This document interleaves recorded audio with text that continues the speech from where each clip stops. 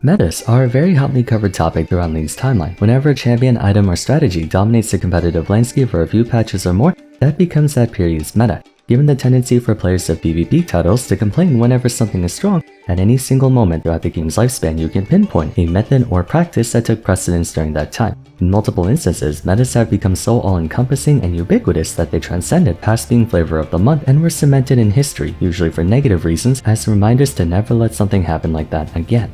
One of the most traumatic memories for longtime League players was the dreaded tank meta spanning over 2 years between seasons 5 through 7 where tanks are the reigning archetype. The meta was so pervasive that champions who were intended to build full DPS, such as Echo, Akali, and Fizz, actually forewent all of that in favor of building tank, highlighting just how overpowered tank items were and how few countermeasures there were at the time. However, what made this meta so influential is not just how long it lasted, but what came after. From Season 8 all the way until now, we've been in the midst of what many players have called damage power creep, wherein it feels as if damage is so much more prevalent nowadays than ever before, to the point where everyone basically has the capacity to one-shot anyone, regardless of the class. Today we'll be looking into the history of the longest running and arguably most insidious meta in League of Legends, the one-shot meta.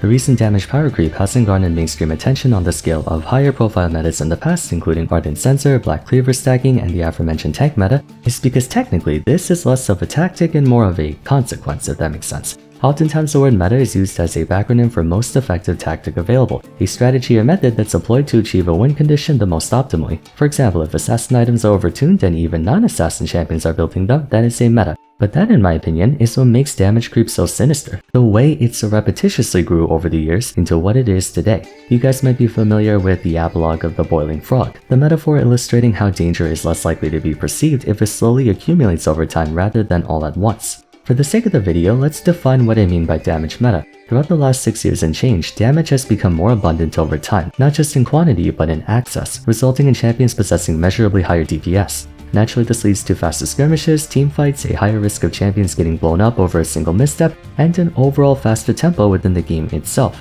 To better understand where this all came from, let's briefly recap why tank meta was such a problem. In short, it was a combination of tank items being extremely gold efficient and multi-purposed. The most prevalent builds at the time consisted of Sunfire Cape, Iceborne Gauntlet, and Spirit Visage, providing equal parts armor, mana, cooldown reduction, AoE damage, a spellblade slow, and general bulk all around. Spirit Visage in particular was extremely overtuned, being definitively the best MR item of choice even if the user had no form of sustenance. It was just that good for the base stats alone.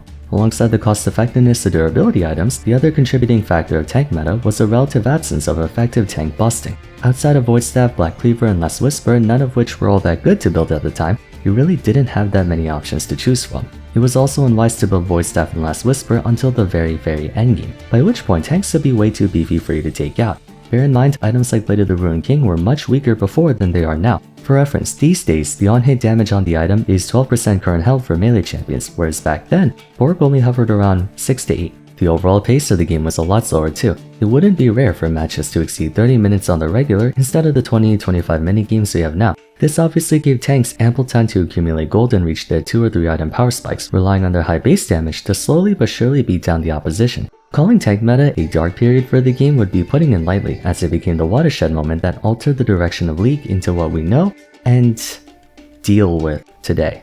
In response, Riot has taken steps over the following years to ensure that tanks would never become as oppressive, even if inevitably there would be times that they would gain meta relevance in the future. As you may recall, it's not the strength of a mechanic, system, or strategy that determines whether it's bad for the game, rather the options you can take to fight against it. Tanks being super tanky wasn't the core issue, it was that other classes had no way to stop them once they got to that point. Riot was aware of this. Firstly, we have champions, counting both reworks and new releases. There's been a considerable increase in movesets containing tank busting capabilities from late Season 6 onwards. Prior to, I would say, Camille, percent health damage was not all that common. It would usually be reserved for cast members whose playstyles were specifically engineered around it, or tanks, which is partly why they were so strong because they had percent health damage, enabling them to build defense while still keeping up in DPS. Let's do a quick rundown of champs that got released after tank meta, beginning with Camille. Moving up the list, we then have King, Red King to be exact, then Ornn, who's a tank mind you, but ironically excels at shutting down other tanks, then Zoe's Bubble dealing true damage, Kai'Sa's extreme percent health damage, Pyke's Execution technically counting as true damage. I wouldn't call Qiyana a tank buster, but she does have percent health damage on her ultimate. Senna does current health damage, Sett does max health, true damage, and can use the enemy tank's bulkiness against their own team.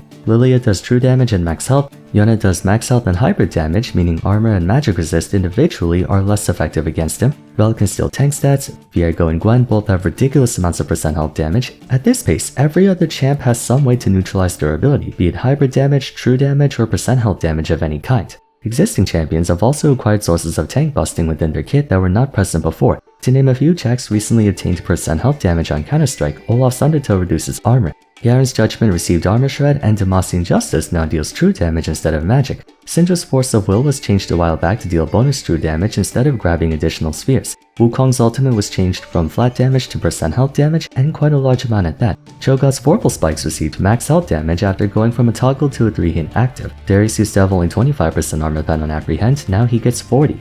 In respect of VGUs, there are so many champions who received new tank busting elements. Shen used to have no semblance of percent health, and then he got a whole bunch of it after his rework. To my knowledge, Yorick also didn't have percent health damage, but then he got a bit on his E. It wasn't for a while, but Galio's Q gained max health damage, of which old Galio never had. Urgot used to have armor reduction, but comparing that to his shotgun legs dealing upwards of 30% max health damage in total, not to mention the 25% health execute on his ultimate, it's practically night and day. Pantheon and Mordekaiser have percent armor and magic pen respectively. I think at this point, nearly half if not more of all champions in the game have a modicum of tank busting within their natural kit, giving them the ability to at least somewhat deal with tanks even before they acquire actual items. An unintended consequence of this, however, is that due to the all-encompassing nature of those forms of damage, it not only made them fare better against high amounts of tank stats, but also against low amounts too. Squishier champs are unsurprisingly more prone to getting one-shotted, but that can be circumvented or at least mitigated by building 1 or 2 defensive items when possible, such as AD carries building Ninja Tabby and GA against a full enemy team, or building Maul Malmortius if they're under heavy fire from AP champs. Tank busting essentially negates the effectiveness of those items, hence why you find marksman players stubbornly building full damage even if they're on 5, because there's no point in building defense when that defense gets reduced to 0 anyway.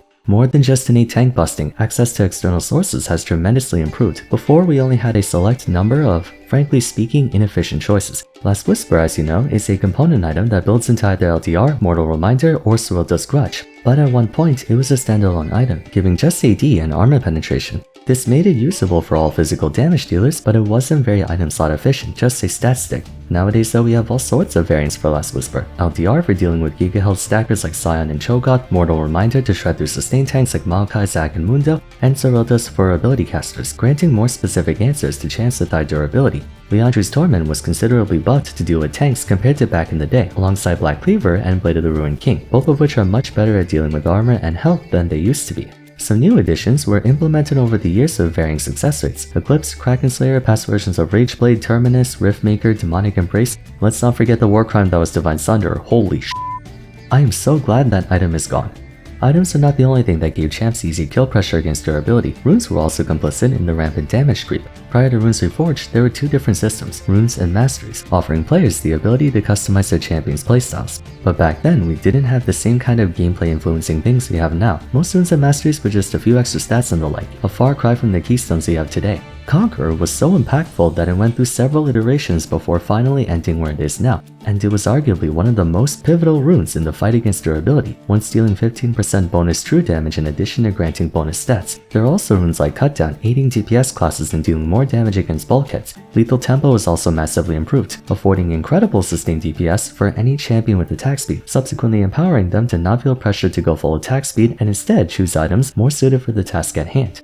Last but not least, overall systems. While champions, items, and runes were the 3 elements most conducive to damage creep, universal power-ups also played a big role. Dragons, for example. Back in the early days, it was a gradual stacking buff, 8% bonus AD and AP, then 15% bonus damage to minions and monsters, then bonus tempo, then bonus damage to towers, and then at the 5th stack it would double every bonus prior and give you a true damage burn. The thing is, getting 5 drakes back then took a very long time. Aspect of the Dragon was exceedingly rare. Nowadays, however, you can get Elder Drake as early as 25 minutes depending on how fast you get your drakes. If you get your hands on either Infernal or Chemsoul, that's a lot of bonus DPS for your team, let alone the Elder Dragon buff insta-killing anyone who falls under 20%. Maybe 1 out of 100 games does a team with Dragon Soul and Elder buff on all 5 members lose against a team without them. That's how much of an advantage you get, and you also get it much earlier.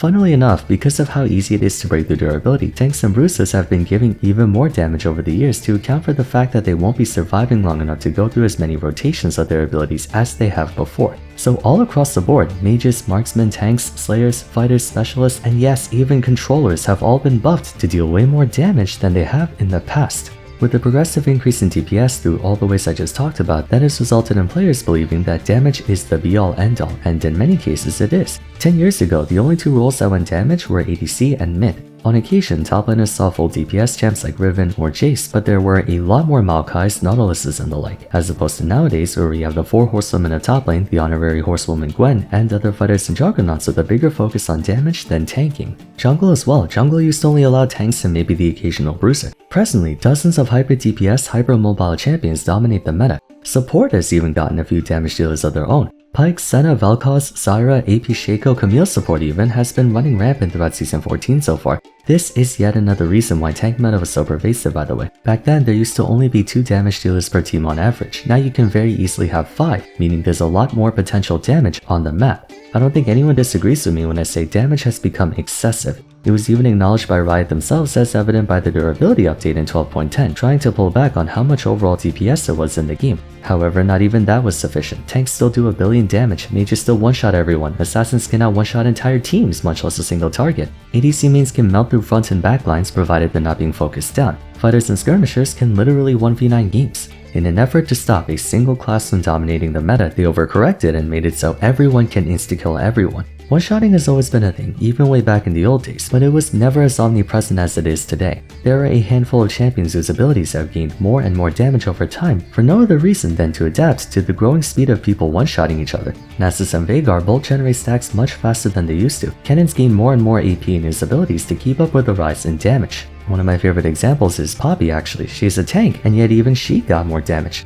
Hammershock used to deal 6% max health or 12% in total, then in 6.7 it got buffed to 7%, then in 7.13 it went to 8%, then in 13.8 it got buffed to 9%. You see these minute increases to damaging abilities across a number of champions. Orianna's Shockwave used to have an AP ratio of only like 70%, now it has 95%, and the base damage is higher too. Because new champions are getting more damage, old champions are also getting more damage, creating an arms race where by 2 items, champions can start exploding everyone they come across. Mythic items, I think, were probably the biggest offender of this. Once Goredrinker, Divine Sunder, Leandra's Anguish, Duskblade, Sunfire Aegis, Gale Force and whatnot were crafted, the difference in power was so massive, and even though they're gone, remnants of their legacy are still around. Tanks aren't the only reason they added so much damage to the game, they wanted to speed up the average tempo of the match. Game times are shorter because power spikes come quicker. Like I said, Elder Dragon can be taken as early as 25 minutes. Baron used to be an objective you couldn't deal with until 30 plus minutes in due to how long it took to kill him. Nowadays people insta-kill Baron when he spawns at 20 minutes. Champions used to reach their full strength at 3 to 4 items, now they're reaching it as early as 2 or even 1. Across the board, abilities, runes, items, systems, everything has gotten stronger over the years. Every season there are copious amounts of Reddit threads and Twitter posts of people complaining that damage is too high, because it is. It gets worse and worse every season. In my opinion, there needs to be a total reset. I know that 30-minute long games sound tedious, but honestly I find long games more exciting since it means the winning team has to earn their win instead of turning on autopilot and snowballing without thinking, while the losing team always has a chance to outscale. In its current state, League is power crept far too much. We're at a point where no one wants to build defense, even tanks. Everyone's just trying to one-shot each other since that's what everyone else is doing. It's probably never gonna happen though. If there was a chance, Riot would have done so already. So either damage creep will continue to exacerbate, or it will stagnate in this position for the remainder of the game's tenure. That's how I see it anyway, but what do you guys think? Do you agree that there's too much damage in the game, or do you think I'm doom posting? Feel free to share in the comments. That's gonna be it for today, so if you enjoyed the video, it would be great if you could leave a like and subscribe. Don't forget to follow my Twitter at Vars, join my Discord server, and check out my other meta discussion videos if you haven't yet. But till next time, thanks so much for watching, and I look forward to seeing you again soon. Take care.